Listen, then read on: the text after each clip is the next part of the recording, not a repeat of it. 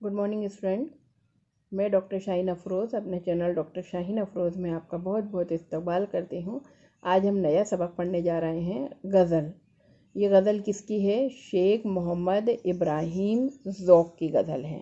किसकी गज़ल पढ़ने जा रहे हैं? शेख मोहम्मद इब्राहिम ज़ौक़, ये इनका पूरा नाम था। ध्यान से सुनिए, मैं इनकी सवाने हयात पहले आपको पढ़ के सुनाऊंगी, मतलब हालत ज़िंदगी, उसके बाद हम गज़ल पढ़ेंगे। ज़ौक़ का असल नाम शेख मोहम्मद इब्राहिम था। ये इनका असल नाम ध्यान रखिएगा, क्या नाम था इनका? शेख मोहम्मद इब्राहिम। इससे पहले मैंने आपको मीर तकी मीर की एक गज़ल पढ़ा चुकी हूँ। उनका असल नाम क्या था? मीर तकी मीर उनका तखल्लुस था, मीर तकी उनका असल नाम था और ज़ौक़ तखल्लुस था। यहाँ पे क्या है? शेख मोहम्मद इब्राहिम इनका असल नाम है। आपसे क्वेश्चन पूछा जाएगा कि ज़ौक़ का असल नाम क्या है, ज़ौक़ का पूरा नाम क्या है, तो शेख मोहम्मद इब्राहिम इनका जो है पूरा नाम है और ज़ौक़ इनका क्या है? तखल्लुस है। ज़ौक़ दिल्ली में 1788 में पैदा हुए थे। कहाँ पैदा हुए? ज़ौक़ दिल्ली में पैदा हुए। और कहाँ? 1788 में। मैंने अंडरलाइन कर रखा है, इसको नोट डाउन कर लीजिएगा। मीर के बारे में आपको वापस रिवाइज करवा देती हूँ ताकि आपको याद हो जाएगा कि मीर कहाँ पैदा हुए थे। मीर आगरे में पैदा हुए थे। और कब हुए थे? 1722 में मीर पैदा हुए थे। और ज़ौक़ कहाँ पैदा हुए? ज़ौक़ दिल्ली में पैदा हुए और 1788 में जो है पैदा हुए और वहीं से 1854 में वफ़ात पाई। ज़ौक़ ने कहाँ वफ़ात पाई? वहीं पर, मतलब दिल्ली में ही 1854 में उन्होंने वफ़ात पाई। इनका आपको मुश्किल नहीं होगा याद करना, क्योंकि इनकी पैदाइश भी क्या है? दिल्ली की है और इंतकाल भी इनका कहाँ हुआ? दिल्ली में ही हुआ।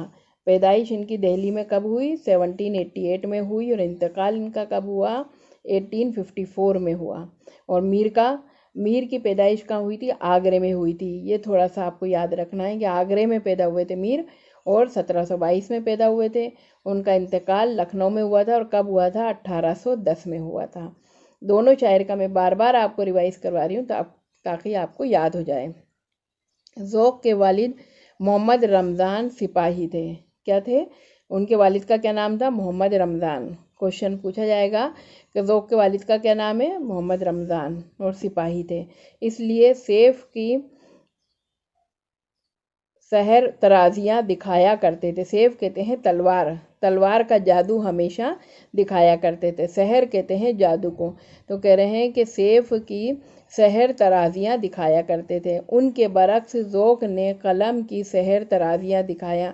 और इनके बरक्स मतलब अपने वालिद के बरक्स ज़ौक़ ने क्या किया? कलम का जादू दिखाया और एक आलिम को अपना गर्विदा बना लिया। क्या हो गया? कि वो जो है एक पूरा आलम जो है उनका गर्विदा हो गया। मतलब पूरा आलम, मतलब पूरी दुनिया जो है एक अच्छे खासे लोगों का गिरोह जो है उनका गर्विदा, उनका चाहने वाला हो गया। क्या किया उन्होंने? अपने कलम का जादू दिखाया और उनके कलम के जादू से एक अच्छा खासा गिरोह जो है उनका गर्विदा, मतलब उनका चाहने वाला हो गया। ज़ौक़ ने इब्तदान हाफिज़ ग़ुलाम रसूल की शागिर्दी इख्तियार की।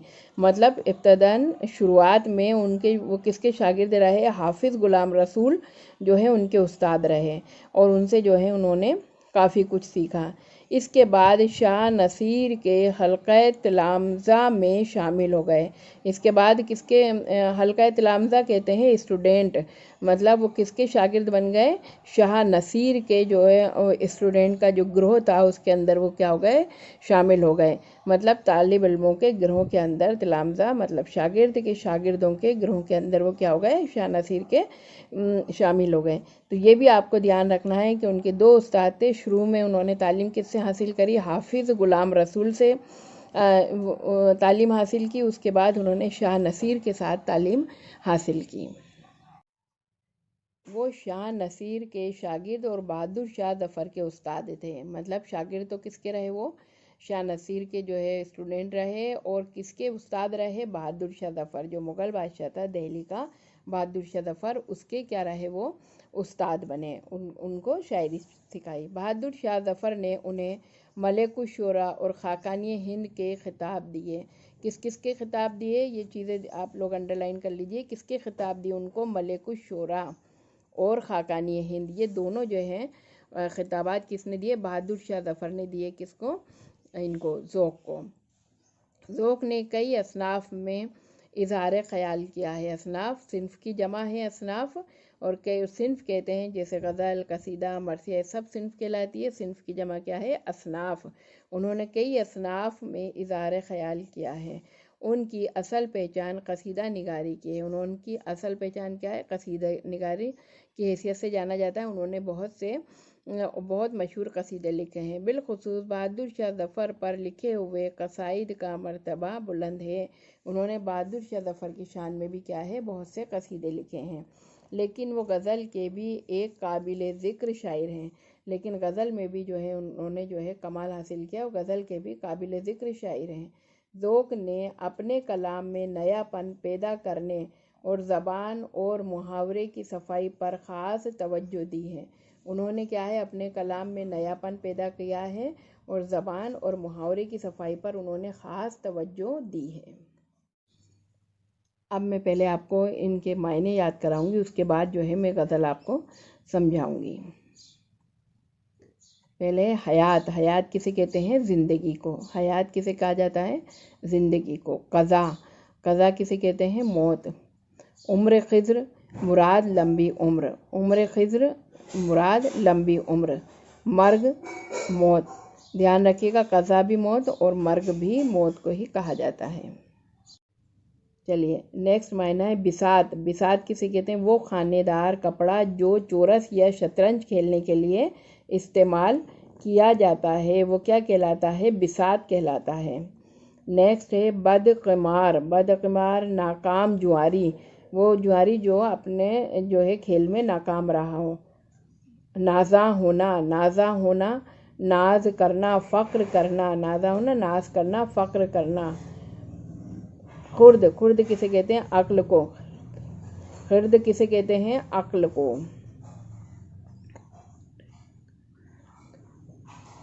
دانش سمجھ بوجھ۔ دانش کسے کہتے ہیں؟ سمجھ بوجھ۔ دانشوری مطلب ہوشیاری، سمجھداری، زیادہ علم رکھنا۔ دانشوری ہوشیاری، سمجھداری، اور دانش جو کہتے ہیں سمجھ بوجھ کو کہتے ہیں، اور دانشوری ہوشیاری، سمجھداری یا زیادہ علم رکھنا۔ یہ سبھی ہارڈ ورڈ اپنی کاپی میں نوٹ کر لیجئے۔ چلیے بچوں، اب ہم غزل پڑھنے جا رہے ہیں۔ غزل کس کی غزل ہے؟ یہ شیخ محمد ابراہیم ذوق کی غزل میں آپ کو پڑھانے جا رہی ہوں۔ لائی حیات آئے قضا لے چلی چلے۔ یہ جب میں نے میر کی غزل پڑھائی تھی، جب بھی میں نے آپ کو سمجھایا تھا، یہ ایک جو ہم نے لائن پڑھی کیا کہلاتا ہے؟ ایک مصرع کہلاتا ہے۔ تو ابھی میں نے ایک مصرع پڑھا ہے، لائی حیات آئے قضا لے چلی چلے، اپنی خوشی نہ آئے نہ اپنی خوشی چلے۔ اور یہ دوسرا جو لائن پڑھی ہے یہ کیا کہلائے گا؟ دوسرا مصرع۔ دو مصروں سے مل کر کیا بنتا ہے؟ ایک شعر بنتا ہے۔ ایک شعر کیسے بنے گا؟ دو مصروں سے مل کر بنے گا۔ اپنی خوشی نہ آئے نہ اپنی خوشی چلے۔ اس شعر کا مطلب میں آپ کو ہاتھوں ہاتھ سمجھاتی ہوئی چلوں گی۔ لائی حیات آئے مطلب حیات مطلب زندگی کے، زندگی ہمیں اس دنیا میں لے کر آئی تو کیا ہو گئے؟ ہم اس دنیا میں آ گئے۔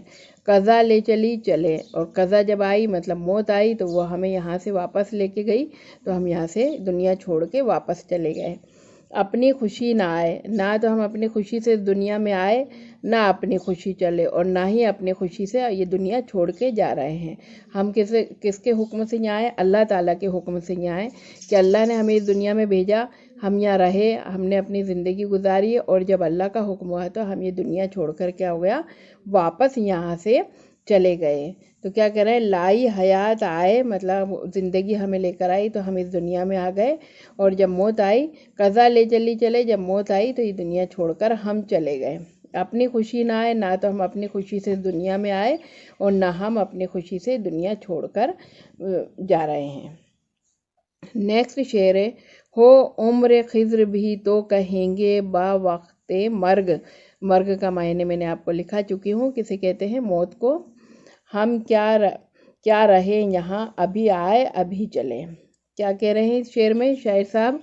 ہو عمر خضر بھی تو کہیں گے با وقت مرگ، کہ ہمیں جو ہے بہت لمبی عمر بھی اگر مل جائے گی تو بھی جب ہمیں موت آئے گی تو اس وقت ہم کیا کہیں گے؟ مرگ مطلب موت، کہ جب بھی ہمیں موت آئے گی تو ہم اس وقت کیا کہیں گے؟ ہم کیا رہے یہاں ابھی آئے ابھی چلے گئے، ہم یہاں کیا رہے، بہت کم وقت ہم نے دنیا میں گزارا، ایسا لگ رہا ہے کہ ابھی تو ہم دنیا میں آئے تھے اور ابھی ہی دنیا چھوڑ کر جا رہے ہیں۔ اس شعر میں شاعر صاحب نے کیا استعمال کیا ہے؟ صنعت تلمی کا استعمال کیا ہے۔ جب ہم نے میر کی غزل پڑھی تو اس میں نے ایک صنعت آپ کو سمجھائی تھی، صنعت تشبیہ، جس میں ایک چیز کو دوسری چیز کے برابر سمجھنا، اور اس میں جو ہے یہاں کون سی صنعت استعمال کریے؟ تلمی، جس میں کوئی تاریخی واقعہ یا قصہ جو ہے شاعر جو ہے بیان کرتا ہے جس شعر میں، وہ کیا کہلاتا ہے؟ صنعت تلمی کہلاتی ہے اس صنعت میں۔ اور اس میں کیا تلمی بیان کریے کہ خضر علیہ السلام کے بارے میں بتایا گیا ہے کہ خضر علیہ السلام جیسی لمبی عمر، کہ کہا جاتا ہے خضر علیہ السلام کی بہت لمبی عمر ہے، اور جو ہے ان کے جتنی لمبی عمر بھی اگر ہمیں مل جائے، کیا کہنا چاہ رہے ہیں شاعر صاحب؟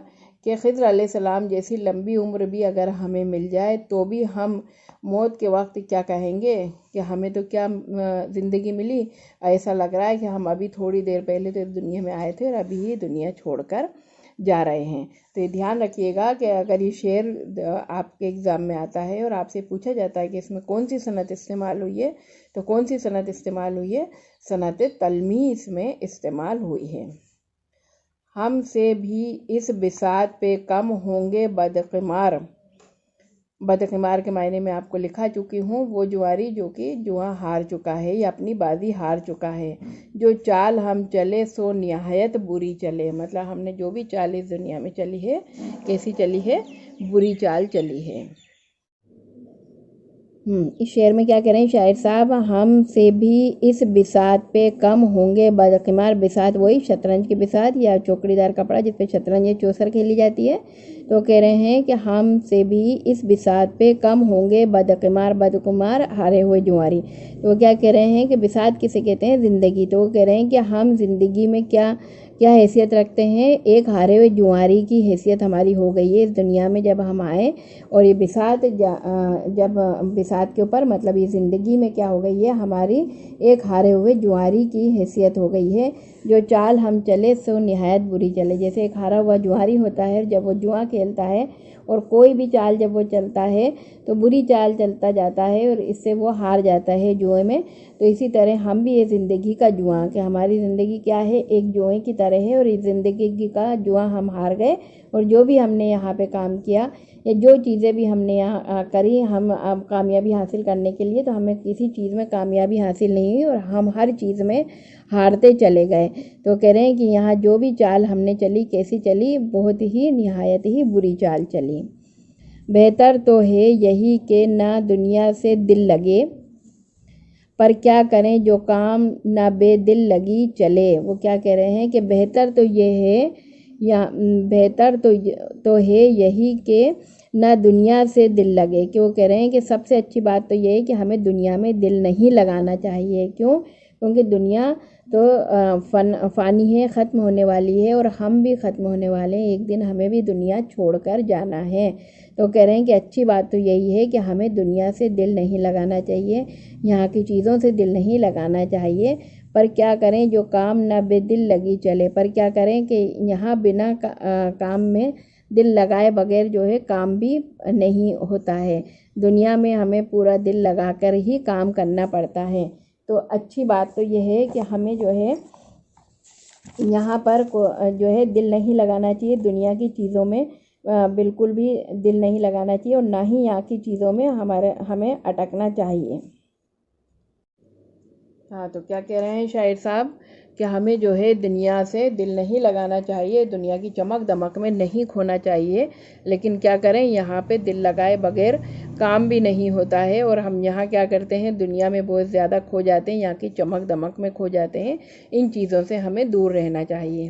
آخر شعر ہے، نازا نہ ہو خرد پہ جو ہونا ہے ہو وہی۔ کیا کہہ رہے ہیں اس میں شاعر صاحب؟ نازا مطلب گھمنڈ مت کر، ناز مت کر، کس پر؟ اپنی عقل پہ، خرد پر اپنی عقل پہ، جو ہونا ہے ہو وہی۔ تو یہ مت سوچ کہ تو بہت خوشحال ہے، تیرے سارے کام تیری مرضی سے ہو رہے ہیں، یا تجھے دنیا میں سب کچھ حاصل ہو گیا ہے، اس چیز پہ تو گھمنڈ مت کر، تو نازا مت ہو اپنی عقل پہ، کیونکہ جو ہونا ہوتا ہے وہی ہوتا ہے۔ دانش تیری نہ کچھ میری دانشوری چلے، کہہ رہے ہیں نہ تو تیری عقل اور سمجھ کام آتی ہے اس میں، اور نہ ہی میری اور عقل یا سمجھداری کام آتی ہے۔ کیوں؟ کیونکہ یہ تو سب کے کرنے والی ذات کیا ہے؟ اللہ تعالیٰ کی ہے۔ سب کے کاموں کو بنانے والا کیا؟ اللہ تعالیٰ ہے۔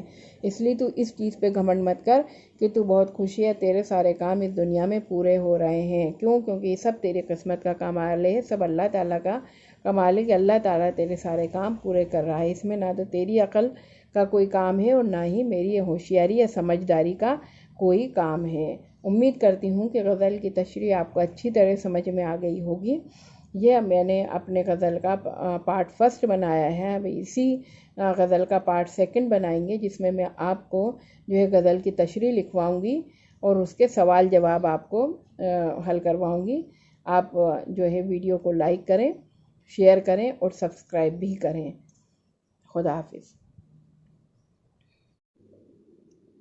اب ہم تشریح کرنے جا رہے ہیں غزل کے اشعار کی تشریح شاعر کے حوالے سے، مطلب شاعر کا حوالہ آپ کو دینا پڑے گا۔ پہلا شعر ہے، لائی حیات آئے قضا لے چلی چلے، اپنی خوشی نہ آئے نہ اپنی خوشی چلے، مطلب ہمیں جو ہے یہ اس کا مطلب میں آپ کو تشریح سمجھا چکی ہوں، اب میں آپ کو لکھانے جا رہی ہوں۔ تو پہلے آپ غزل کے ہر شعر کی تشریح آپ کو الگ الگ لکھنی، تو آپ کیسے لکھو گے؟ لائی حیات آپ لکھو گے، اس کے بعد آپ ڈیش کرو گے، بیچ میں تا لکھو گے، اس کے بعد آخری جو ہے لفظ لکھو گے خوشی چلے، اور اس کے بعد جو ہے ہم تشریح کرنا شروع کریں گے۔ چلیے اب اس کی تشریح لکھیے آپ لوگ۔ یہ شعر اردو کے مشہور شاعر شیخ ابراہیم ذوق کی غزل سے لیا گیا ہے۔ کہاں سے لیا گیا ہے؟ شیخ ابراہیم ذوق۔ ان کا پورا نام کیا تھا؟ شیخ ابراہیم ذوق۔ یہ آپ کو یاد رکھنا ہے۔ کہاں پیدا ہوئے؟ میں واپس ریوائز کروا رہی ہوں۔ کہاں پیدا ہوئے؟ دہلی میں پیدا ہوئے۔ کب پیدا ہوئے؟ 1788 میں پیدا ہوئے۔ اور کہاں انتقال ہوا ذوق کا؟ دہلی میں ہی ہوا۔ اور کب ہوا؟ 1854 میں انتقال ہوا۔ چلیے آگے پڑھتے ہیں۔ اس میں شاعر نے دنیا کی حقیقت کو خوبصورت انداز میں بیان کیا ہے۔ کیا کرا ہے؟ دنیا کی حقیقت کو بڑے خوبصورت انداز میں بیان کیا ہے۔ تشریح لکھیے۔ ذوق اس شعر میں فرماتے ہیں کہ زندگی ہمیں اس دنیا میں لائی اور ہم آ گئے، اور موت ہمیں اس دنیا سے واپس لے جا رہی ہے، اس لیے ہم واپس جا رہے ہیں۔ سچ تو یہ ہے کہ ہم نہ اپنی مرضی سے اس دنیا میں آئے تھے اور نہ ہی اپنی مرضی سے جا رہے ہیں۔ حقیقت تو یہ ہے کہ انسان اس دنیا میں کلی طور پر کیا ہے؟ مجبور ہے، اور مختار کل صرف خدا ہے، اس کے حکم سے ہی ہم آتے اور جاتے ہیں۔ یہ تشریح اپنی کاپی میں نوٹ کر لیجئے تاکہ آپ کو یاد ہو جائے، اور بالکل پڑھائی کرتے رہیے اور ویڈیو کو لائک اور شیئر کرنا مت بھولیے۔ چلیے نیکسٹ شعر پڑھتے ہیں۔ ہو عمر خضر بھی تو کہیں گے با وقت مرگ، ہم کیا رہے یہاں ابھی آئے ابھی چلے۔ اس شعر کی تشریح نوٹ کریے۔ اس شعر میں شاعر ذوق فرماتے ہیں کہ اگر خدا ہمیں خضر علیہ السلام جیسی لمبی عمر بھی عطا کر دیتا تو بھی موت کے وقت ہم یہی کہتے کہ ہمیں مہلت نہیں ملی، ہم تو ابھی اس دنیا میں آئے تھے اور ابھی چل دیے۔ اس شعر میں شاعر نے دنیاوی محبت کا ذکر کیا ہے۔ اس شعر میں شاعر نے صنعت تلمی، جو میں نے آپ کو بتایا تھا، تلمی کا بھی استعمال کیا ہے۔ کس چیز کا؟ تلمی کا بھی استعمال کیا ہے۔ دو شعر کی تشریح آپ کی پوری ہو گئی ہے۔ امید کرتی ہوں آپ کو سمجھ میں آ گئی ہوگی۔ اب آپ ان کو کاپی میں نوٹ کرتے جائیے۔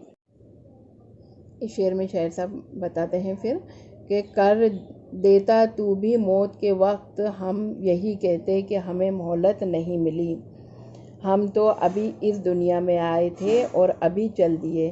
اس میں شاعر نے دنیاوی محبت کا ذکر کیا ہے۔ اس شعر میں شاعر نے صنعت تلمی کا استعمال کیا۔ جب میں نے تشریح سمجھائی تھی اس کے پارٹ فرسٹ جو ویڈیو کا بنایا تھا، اس میں نے صنعت تلمی کسے کہتے ہیں وہ پورا سمجھایا تھا، اور اس میں تشریح میں بھی میں آپ کو لکھوا رہی ہوں کہ اس میں شاعر نے صنعت تلمی کا استعمال کیا ہے۔ اس کا اپنی کاپی۔ نیکسٹ شعر ہے، ہم سے بھی اس بساط پہ کم ہوں گے بدقمار، جو چال ہم چلے وہ نہایت بری چلے۔ تشریح لکھی، شعر میں ذوق اپنی بدقسمتی کا رونا روتے ہوئے کہتے ہیں کہ اس دنیا میں ہماری حیثیت ایک ہارے ہوئے جواری کی طرح ہے۔ کیسی حیثیت ہے؟ ایک ہارے ہوئے جواری کی طرح ہے۔ ہماری قسمت اتنی خراب ہے کہ ہم جو بھی چال چلے ہیں وہ الٹی ہی ہماری ہوتی ہے، مطلب کوئی بھی چال ہماری سیدھی نہیں ہوتی ہے۔ نیکسٹ شعر لکھیے، اس کی تشریح کروا رہی ہوں۔ بہتر تو ہے یہی کہ نہ دنیا سے دل لگے۔ کیا کہہ رہے ہیں کہ بہتر تو یہی ہے کہ دنیا سے کوئی دل نہیں لگے، پر کیا کریں جو کام نہ بے دل لگی چلے۔ کیا کریں کہ کوئی بھی کام بے دلی نہیں چلتا ہے، مطلب کوئی جو کام نہ بے دل لگی چلے۔ اب میں اس کی تشریح لکھواؤں گی۔ اس شعر میں کیا شاعر صاحب کیا فرما رہے ہیں کہ بہتر تو یہ ہے یہی کہ نہ دنیا سے دل لگے، پر کیا کریں جو کام نہ بے دل لگی چلے۔ کیا کہتے ہیں؟ ذوق اس شعر میں فرماتے ہیں کہ انسان کے لیے بہتر تو یہ ہے کہ وہ دنیا سے نہ دل نہ لگائے تاکہ تکلیف نہ اٹھانی پڑے، مگر کیا کریں مجبوری یہ ہے کہ دنیا سے دل لگائے بغیر جتنا مشکل ہے۔ دنیا سے دل نہ لگانے سے شاعر کی مراد دنیا کی چمک دمک اور رنگا رنگی سے دل نہ لگانے سے، مطلب شاعر کیا کہنا چاہ رہا ہے کہ ہمیں دنیا کی چمک اور رنگا رنگی میں نہیں کھونا چاہیے، بلکہ ہمیں یہ دھیان رکھنا چاہیے کہ ہم دنیا سے دور رہیں، دنیا کی چیزوں میں دل نہیں الجھائیں۔ کیونکہ دنیا بھی فانی ہے اور ہم بھی ختم ہونے والے ہیں کہ ایک دن ہمیں دنیا چھوڑ کر جانا ہے، اس لیے دنیا کی چیزوں سے ہمیں دل نہیں لگانا چاہیے۔ آپ میرا جو میں نے تشریح سمجھائی ہے اس غزل کے ویڈیو کی پارٹ فرسٹ کو دیکھنا نہ بھولیں، اس میں نے ایک شعر کی تشریح آپ کو سمجھائی ہے تاکہ آپ جب شعر پڑھو گے تو اس سے آپ کو تشریح سمجھ میں آ جائے گی، تو آپ کے لیے لکھنا زیادہ آسان ہوگا۔ چلیے نیکسٹ شعر پڑھتے ہیں۔ نازا نہ ہو خرد پہ جو ہونا ہے ہو وہی، دانش تیری نہ کچھ میری دانشوری چلے۔ دانش مطلب سمجھ بوجھ اور دانشوری ہوشیاری سمجھداری۔ تشریح کیجئے، اس شعر میں ذوق فرماتے ہیں کہ اے غافل انسان اپنی عقل پہ اتنا گھمنڈ نہ کر، مطلب خوش مت ہو، نازا مت ہو، گھمنڈ مت کر۔ اگر تو خوشحال ہے اور تیرے تمام کام تیری مرضی کے مطابق ہو رہے ہیں تو یہ تیرا کمال نہیں بلکہ تیری قسمت کا کمال ہے، کیونکہ یہاں نہ تیری عقل کام آئے گی اور نہ میری ہی عقل کام آئے گی، بلکہ جو ہونا ہے وہی ہو رہے گا، کیونکہ کرنے والی ذات اللہ تعالیٰ کی ہے اور اس کی مرضی کے بغیر کچھ بھی ممکن نہیں، اس لیے جو ہے کسی کی عقل کام نہیں آتی۔ غزل کی سبھی شعر کی تشریح میں نے آپ کو لکھوا دی ہے، آپ اس کو اپنی کاپی میں نوٹ کریے تاکہ ایگزام میں آپ اسے بار بار پڑھ کر یاد کر سکیں۔ اور جو میں نے اپنا فرسٹ ویڈیو بنایا پارٹ فرسٹ غزل کا، اس میں بھی آپ تشریح جو میں نے سمجھائی ہے اس کے بھی ایک شعر کی تشریح کو آپ بار بار سنتے رہیں تاکہ آپ کو ہر شعر کی تشریح اچھی طرح یاد ہو جائے اور آپ اپنے جو ہے دماغ سے بھی جو ہے تشریح کو کاپی میں نوٹ ڈاؤن کر سکتے ہیں۔ اب اس کے سوال جواب کرواؤں گی میں آپ کو۔ چلیے اب ہم سوال جواب کریں گے اس سبق کے۔ ہمارا سبق کیا ہے؟ غزل۔ کس کی غزل پڑھ رہے ہیں ہم؟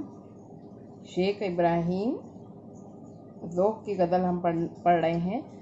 اب غزل کی تشریح میں نے لکھوا چکی ہوں، اب ہم اس کے سوالات کریں گے۔ پہلا سوال ہے، پہلے شعر میں شاعر کیا بات کہنا چاہتا ہے؟ میں آپ کو اس کے سارے شعر کی تشریح سمجھا بھی چکی ہوں، لکھوا بھی چکی ہوں۔ اب پہلے شعر میں شاعر کیا بات کہنا چاہ رہا ہے تو یہ آپ آسانی سے لکھ سکتے ہیں۔ جواب ہے، پہلے شعر میں شاعر یہ بات کہنا چاہتا ہے کہ انسان مجبور ہے اور مختار کل صرف خدا ہے۔ کیا کہ انسان مجبور ہے اور سارا جو اختیار کس کے پاس ہے؟ اللہ تعالیٰ کے پاس ہے۔ ہم اس دنیا میں نہ تو اپنی مرضی سے آتے ہیں اور نہ اپنی مرضی سے جاتے ہیں۔ زندگی ہمیں اس دنیا میں لاتی ہے اور موت ہمیں یہاں سے لے جاتی ہے۔ اس پہلے سوال کا جواب آپ کو امید کرتی ہوں سمجھ میں آ گیا ہوگا، اس کو اپنی کاپی میں نوٹ کریے۔ چلیے اب ہم پڑھ رہے ہیں نیکسٹ سوال، سوال نمبر 2۔ ابھی آئے ابھی چلے سے شاعر کی کیا مراد ہے؟ یہ بہت امپورٹنٹ کوشچن ہے، یہ بورڈ میں آتا ہے تقریباً کہ ابھی آئے ابھی چلے سے شاعر کی کیا مراد ہے۔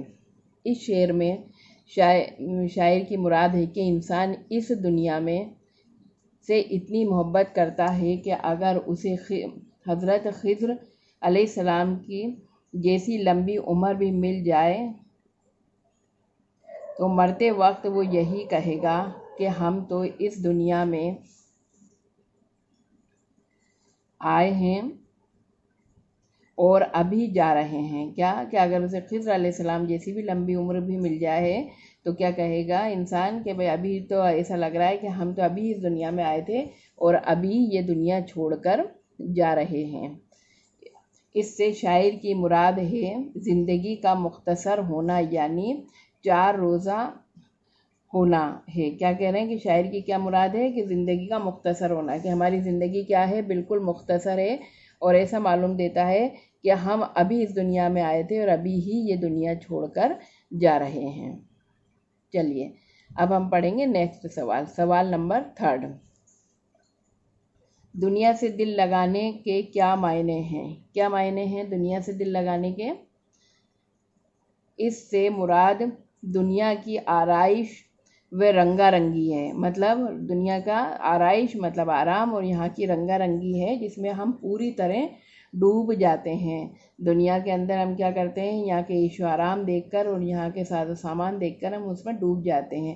وہ اس دنیا کی چمک دمک میں اس قدر ڈوب جاتا ہے کہ اسے آخرت کا ہی خیال نہیں رہتا، جو مناسب نہیں ہے. مطلب انسان کیا کرتا ہے، یہاں کی چمک دمک دیکھ کر اتنا اس میں ڈوب جاتا ہے کہ اسے آخرت کا خیال نہیں رہتا ہے، اور وہ مناسب بات مطلب صحیح بات نہیں ہے. اس لیے انسان کو کیا کرنا چاہیے، ہر چیز کا دھیان رکھنا چاہیے کہ دنیا فانی ہے اور انسان بھی کیا ہے، فنا ہونے والا ہے. چلیے اب ہم پڑھیں گے نیکسٹ کوشچن، سوال نمبر 4. شاعر نے عقل پر فخر کرنے سے کیوں منع کیا ہے؟ عقل پر فخر کرنے سے یا غرور کرنے سے کیوں منع کیا ہے؟ جواب، شاعر کہتا ہے کہ ایک غافل انسان اپنی عقل اور ہوشیاری پر اتنا غرور نہ کر. مطلب اس کو انسان کو اپنی عقل اور ہوشیاری پر غرور نہیں کرنا چاہیے. یہاں نہ تیری عقل ہی کام آئے گی اور نہ میری ہی عقل کام آئے گی، بلکہ وہی ہوگا جو اللہ تعالیٰ چاہتا ہے. یہ اللہ تعالیٰ جو ہے سوچتا ہے انسان. چلیے آگے کیا کہہ رہا ہے شاعر کہ ہوگا جو خدا چاہے گا وہی مختار کل ہے. مطلب وہی ہوگا جو خدا چاہے گا، اللہ تعالیٰ چاہے گا، کیونکہ خود مختار وہی ہے. یہاں اس کی مرضی چلتی ہے، مطلب اللہ تعالیٰ کی ہی مرضی چلتی ہے، ہماری مرضی کی یہاں کوئی وقت نہیں ہے. چلیے نیکسٹ کوشچن ہے، نیچے لکھے ہوئے لفظوں کے متضاد لکھیے. متضاد آپ جانتے ہیں کسے کہتے ہیں، اپوزٹ یا الٹے، ولوم. متضاد، پہلا ورڈ ہے حیات. حیات کا کیا آئے گا، حیات مطلب زندگی، اور اس کا الٹا کیا آئے گا، وفات. نیکسٹ ہے خوشی. خوشی کا الٹا کیا آئے گا، متضاد غم. بہتر، بہتر کا متضاد کیا ہوگا، بہتر بہت اچھا، اور بدتر بہت برا. مرگ، مرگ کا میننگ میں نے آپ کو معنی جب یاد کرائے تھے، جب بھی بتائے تھے. مرگ مانے موت اور حیات مانے زندگی. نیکسٹ ہے بری. بری کا کیا آئے گا، اچھی.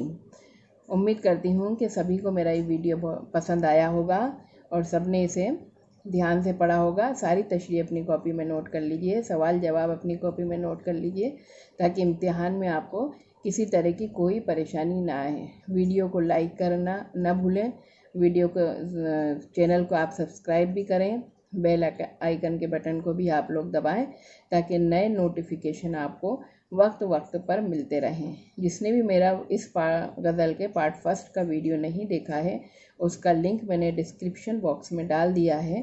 پہلے آپ پارٹ 1 سے دیکھیں تاکہ آپ کو غزل اچھی طرح سمجھ میں آ جائے. اس کے بعد آپ پارٹ 2 دیکھ کر سبھی چیزیں کاپی میں نوٹ کریں. خدا حافظ.